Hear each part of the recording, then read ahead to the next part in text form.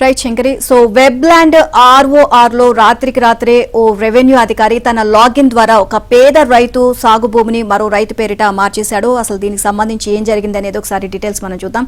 So RDO దగ్గర appeal చేసుకోండి అంటూ ఆ అధికారి అక్రమంగా రికార్డులు మార్చేశాడు అని ఆధారం ఉంటే బాధిత రైతు సివిల్ కోర్టుకు వెళ్లి న్యాయ పోరాటం చేయవచ్చు. అయితే తన భూమిని వెనక్కి తెచ్చుకోవడంతో పాటు తప్పు చేసిన అధికారిపై చట్టపరమైన చర్యలు కోరవచ్చు. ఇక సివిల్ కోర్టులు ఆ కేసును విచారించి న్యాయం చేస్తాయి. ఇది ఆంధ్రప్రదేశ్ భూమి హక్కులు పట్టాదారు పాస్ పుస్తకం చట్టం 1971 రైతుకు కల్పిస్తున్న చట్టబద్దమైన హక్కు. కానీ సీఎం జగన్ తీసుకొచ్చిన ఆంధ్రప్రదేశ్ భూ యాజమాన్య హక్కు చట్టం 2022 ఈ హక్కును నిరాకరిస్తోంది. చట్టం అమలుకు ముందు తర్వాత భూమిపై వివాదం వస్తే తక్షణ న్యాయం కోరుతూ సివిల్ కోర్టుకు వెళ్లడానికి లేదు.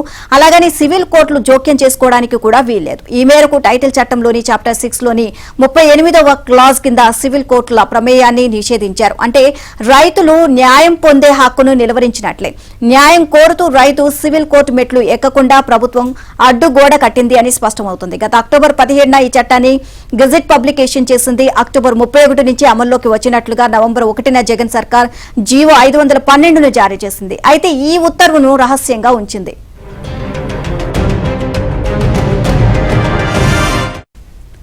సర్కారు చర్యను నిరసిస్తూ రాష్ట్ర వ్యాప్తంగా నవంబర్ నుంచే ఆందోళనలు మొదలయ్యాయి. టైటిల్ చట్టాన్ని వెనక్కి తీసుకోవాలని రాజకీయ పార్టీలు డిమాండ్ చేస్తున్నాయి. న్యాయవాదులు, బార్ అసోసియేషన్లు చేస్తున్న ఆందోళనలకు ప్రజా మద్దతు పెరిగింది. టైటిల్ చట్టంపై హైకోర్టులో కేసు దాఖలు కాగా తాము ఆ చట్టాన్ని అమలు చేయడం లేదని సర్కారు అబద్దాలు చెప్పింది. అయితే అదే అంశంపై అఫిడవిట్ వేయాలని కోరింది.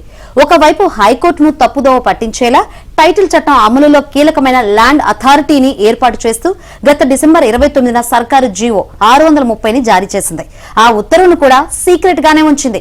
టైటిల్ చట్టం అమల్లోకి రాలేదని రెవెన్యూ మంత్రి ధర్మాన ప్రసాదరావు, చట్టాన్ని అమలు చేయడం లేదని ప్రభుత్వం పదే ప్రకటనలు ఇస్తూ రహస్యంగా చట్టం అమలులో కీలకమైన అథారిటీని ఏర్పాటు చేస్తూ జీవో ఇవ్వడం జగన్కే చెల్లింది. అంటే దేశంలోనే తొలిసారిగా అంటూ తాను తీసుకువచ్చిన చట్టాన్ని సకల వర్గాలు వ్యతిరేకించడం జగన్ కి ఇష్టం లేదు.